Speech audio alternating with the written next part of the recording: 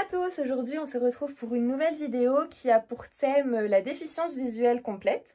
Donc je vais rapidement vous présenter la pathologie, les étiologies, les causes possibles de cette pathologie avant de vous présenter une activité ergothérapeutique. Donc concernant la déficience visuelle complète, il s'agit bien d'une cécité totale entraînant un état pathologique. La totalité de la vision est touchée, que ce soit la vision périphérique ou bien la vision centrale.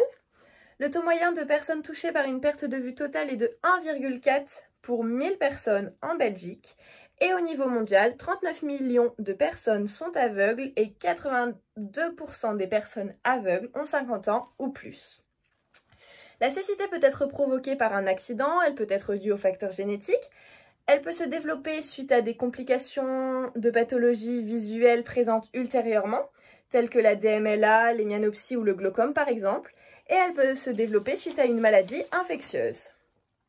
Chez les enfants, une cécité totale est généralement d'origine prénatale. Les causes de la cécité totale peuvent être dues à des complications de pathologie visuelle, comme je l'ai dit précédemment, telles que la DMLA liée au vieillissement, le glaucome, la rétinopathie diabétique, la cataracte non opérée, qui sont les principales causes. Mais il existe également d'autres pathologies menant à la perte de vue. Donc maintenant que vous savez tout, je vais vous présenter cette activité ergothérapeutique que l'on a fait en cours. Donc vous allez voir, c'est une activité avec des participants qui portent un bandeau permettant de simuler un aveuglement total et ils doivent se déplacer dans l'espace. Cette activité a pour but de stimuler l'ouïe chez les personnes déficientes visuelles. Voici l'activité ergothérapeutique dont je vous parlais, que des élèves ont réalisée. Nous pouvons voir que les participants de cette activité ont les yeux bandés afin de simuler un aveuglement total. Là, par exemple, nous pouvons voir un élève se diriger à l'aide d'une canne de locomotion vers la salle de bain, car un son d'eau qui coule est diffusé. C'est aussi à l'aide de la canne de locomotion qu'il va pouvoir repérer et contourner les obstacles.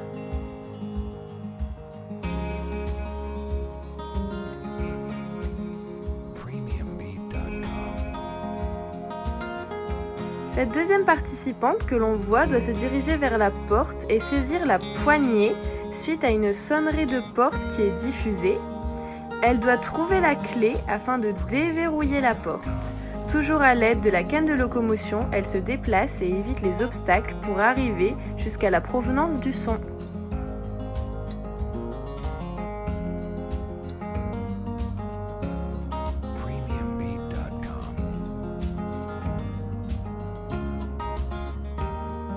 Cette activité a donc pour objectif la stimulation de l'ouïe chez les personnes déficientes visuelles complètes. L'objectif général est de permettre à la personne de se déplacer de façon indépendante dans les différents espaces de son logement, en direction d'un son diffusé à l'aide de l'aide technique qu'est la canne de locomotion.